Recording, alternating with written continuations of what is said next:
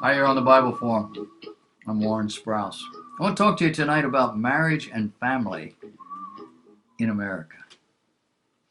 This comes from prophecynewswatch.com. It's originally published at the end of the American Dream. Apparently, that's a website.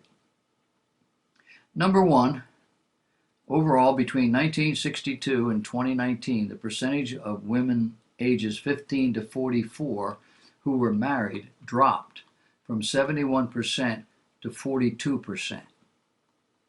Why? Well, the article goes on to explain that primarily because women can get equal jobs and men are pigs. Furthermore, they point out that the percentage of women ages 30 to 34 who have never married increased from 7% in 1962 to 35% in 2019. What's going on? Well, women are learning they don't need a man. If men are going to be next to useless in all the meaningful parts of the relationship. Pollster said, "We have never seen marriage rates collapse like this ever before, and most of the decline rather, can be attributed to the fact that many young Americans simply do not see any reason to get married anymore." I would add, why should they? They get everything they want without marriage, and they get none of the downside.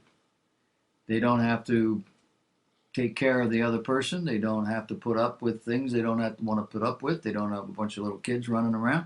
Men don't like that necessarily. Some do.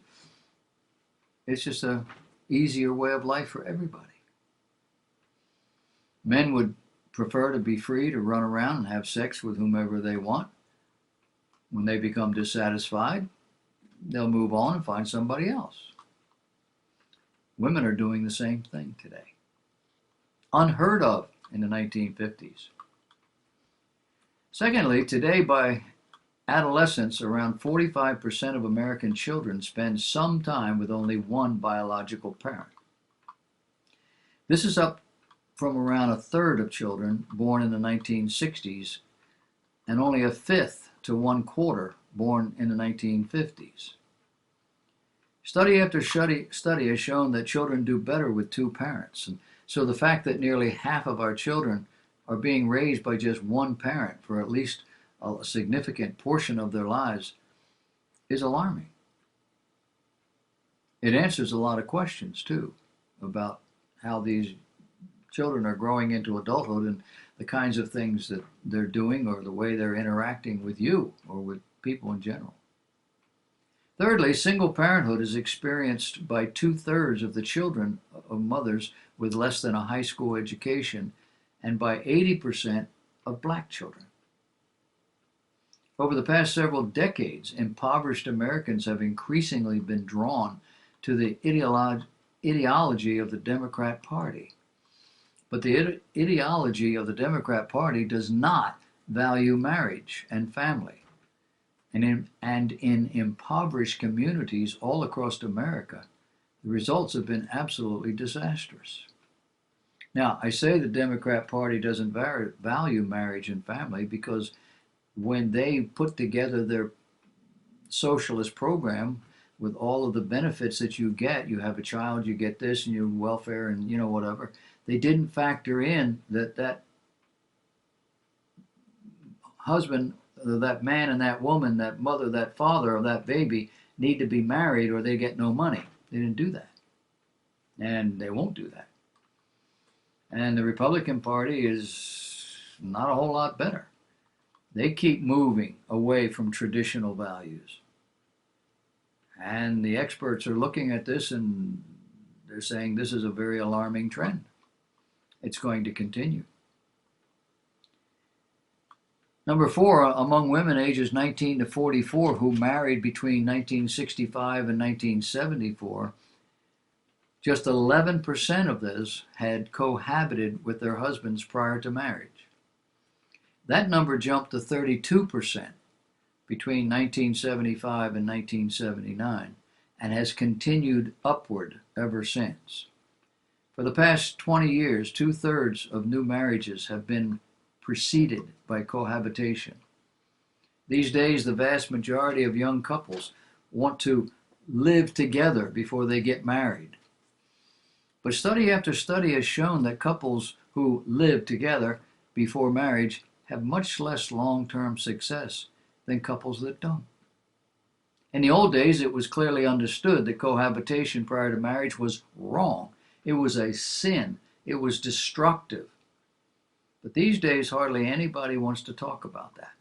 They don't want to speak out against it. Number 5, the decline in marriage and the increase in cohabitation has led to a substantial growth in unwed childbearing. I'm not marrying that man. He's a pig. He's good enough to have sex with, but I don't want him as a father to my child or a husband to me. The percent of births to unmarried mothers has jumped from 5% in 1960 to 40% today.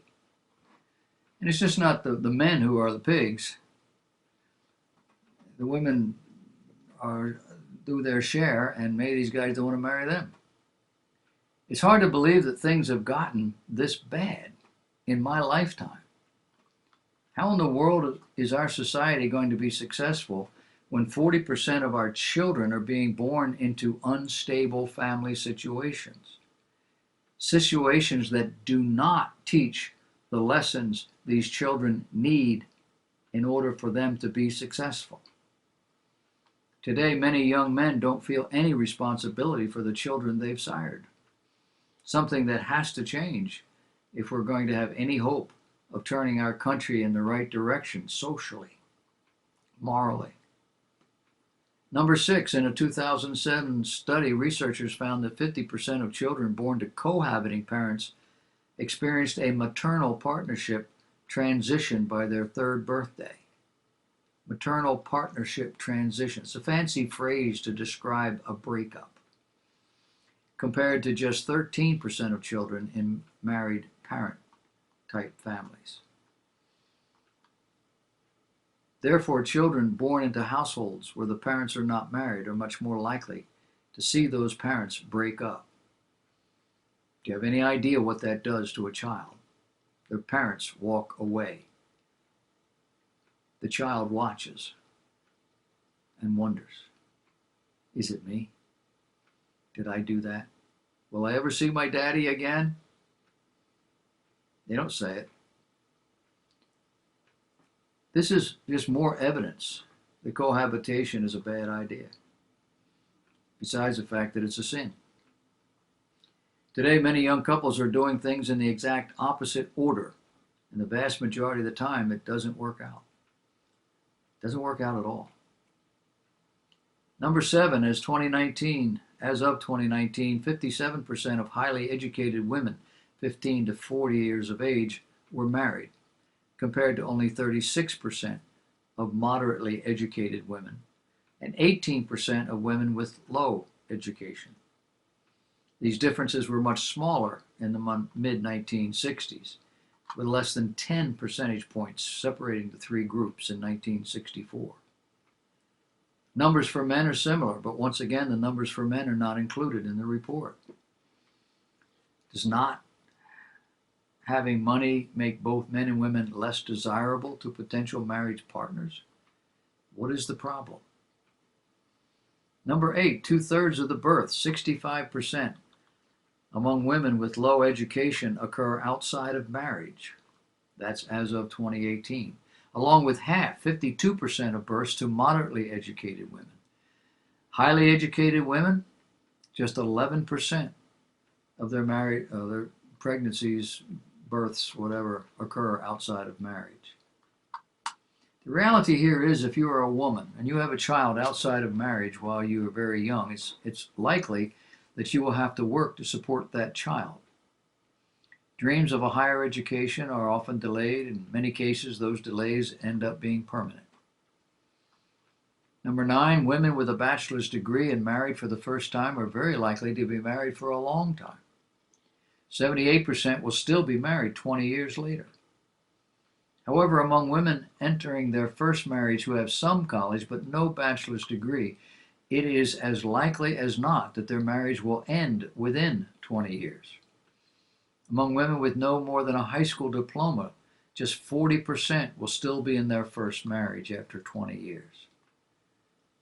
The United States has one of the highest divorce rates in the entire world, and things are especially bad in the impoverished communities. Why is that? Well, simply because we can, and we can do it easily. Because we have abandoned God's Word, and we no longer think in terms of commitment. The result, vast numbers of children in our impoverished communities live in broken homes. And those that come from broken homes tend to be much more likely to gravitate toward crime, drugs, and violence, statistically. The bottom line is that if we want to fix America, we have to fix our families. Now, in this report, the authors concluded a remarkable quote from Princeton University sociologist Sarah McClanahan. She says, if we were asked to design a system for making sure that children's basic needs were met, we would probably come up with something quite similar to the two-parent ideal. Such a design, in theory, would not only ensure that children had access to the time and money of two adults, it would also provide a system of checks and balances that promoted quality parenting. The fact that both parents have a biological connection to the child would increase the likelihood that the parents would identify with the child and be willing to sacrifice for that child, and it would reduce the likelihood that either parent would abuse the child. For thousands of years, two-parent families have worked. And the reason they worked is because that's how things were originally designed. Sadly, today, most Americans find traditional values repugnant, and they think they've figured out a better way of doing it. Of course, the truth is they have greatly deceived themselves. And if we stay on the current path, there is absolutely no future for us as a nation. This was originally published at something called End of the American Dream.